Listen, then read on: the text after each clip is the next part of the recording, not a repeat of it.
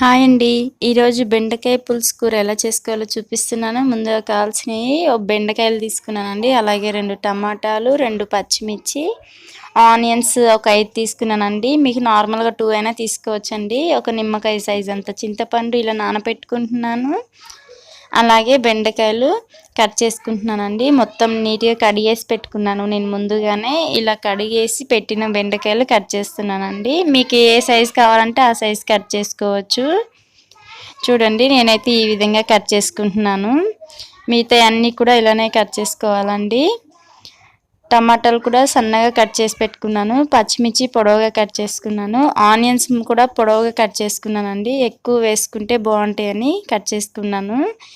ఇప్పుడు ముందుగా కూర గిన్నె పెట్టుకొని వేడయ్యాక ఆయిల్ వేసుకోవాలి. ఆయిల్ వేసాక దీంట్లో పచ్చిమిర్చి వేసుకొని ఫ్రై చేసుకోవాలండి. అలాగే 4 వెల్లుల్లి రెబ్బలు దంచి వేసుకుంటున్నాను. ఒకసారి ఫ్రై చేసుకుందాం. అలాగే ఒక స్పూన్ పోపు గింజలు వేసుకుంటున్నానండి. దీంట్లోనే ఇప్పుడు కరివేపాకు కూడా వేసుకుంటున్నాను. మనం ముందుగా ఆనియన్స్ అన్నీ కట్ చేసి పెట్టుకున్నాం కదండి, ఆనియన్స్ కూడా వేసుకోవాలి. ఎక్కువ వేసుకుంటే ఈ కూరలో చాలా బాగుంటాయండి టేస్ట్. అందుకే నేను ఇలా పొడవుగా పెద్దగా కట్ చేసి వేసుకున్నానండి. చూడండి మొత్తం ఇలా ఫ్రై చేసుకోవాలి. ఇప్పుడు 1/2 టీ స్పూన్ పసుపు కూడా వేసుకుంటున్నాను.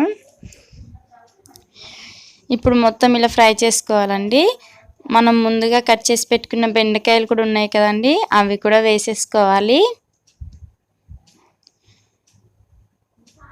ఒక 2 మినిట్స్ బాగా మగ్గనిద్దామండి కూర. పసుపు ఆనియన్ ఆయిల్ మొత్తం పట్టేటట్టు ఇలా కలుపుకోవాలి. చూడండి ఈ విధంగా కలుపుకొని ఒక 2 మినిట్స్ అయితే కొంచెం ఫ్రై చేసుకుంటే సరిపోతుందండి. ఇప్పుడు దీంట్లో టేస్ట్కి సరిపడినంత సాల్ట్ కూడా వేసుకుంటున్నాను. మొత్తం ఒకసారి కలిపేసుకుందామండి దీన్ని కూడా. చూడండి కూర అయితే చాలా చాలా బాగుంటుందండి. మీరు కూడా తప్పకుండా ట్రై చేయండి. అలాగే మనం ముందుగా కట్ చేసి పెట్టుకున్న టమాటా ముక్కలు కూడా ఉన్నాయి కదండి, అవి కూడా వేసుకొని కలుపుకుంటున్నాను. మొత్తం ఒకసారి ఈ విధంగా కలిపేసుకొని మూత పెట్టేసుకుందామండి. ఒక 2 మినిట్స్ బాగా ఉడకనిస్తే సరిపోతుంది.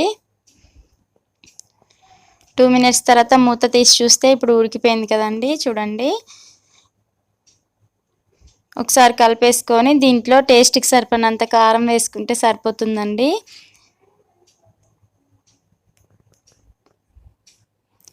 మొత్తం ఒకసారి కలుపుకుందామండి దీన్ని కూడా.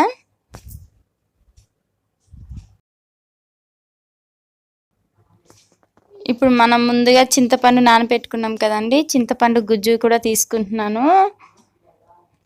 ఆ వాటర్ మొత్తం దీంట్లో పోసేసుకుందామండి.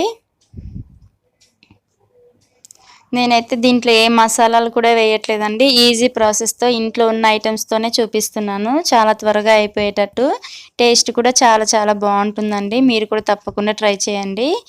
ఇంకొన్ని వాటర్ పోసుకొని ఇలా కలిపేసుకోవాలండి. ఇప్పుడు మూత పెట్టేసుకొని బాగా ఉడకనిస్తే సరిపోతుంది. చూడండి ఇప్పుడు ఉడికిపోయింది కదా, కూర అయితే రెడీ అయిపోయిందండి. బెండకాయ పులుసు చాలా చాలా టేస్టీగా ఉంటుంది. మీరు కూడా తప్పకుండా ట్రై చేయండి. అంతేనండి. ఇప్పుడు స్టవ్ ఆఫ్ చేసుకొని దించేసుకుంటే సరిపోతుంది. బెండకాయ కూర రెడీ అయిపోయింది కదండి. ఎంతో ఈజీగా ఉండే బెండకాయ పులుసు కూర రెడీ అండి. వీడియో నచ్చితే లైక్ చేయండి, షేర్ చేయండి. మా ఛానల్ని సబ్స్క్రైబ్ చేసుకోండి. Thank you for watching.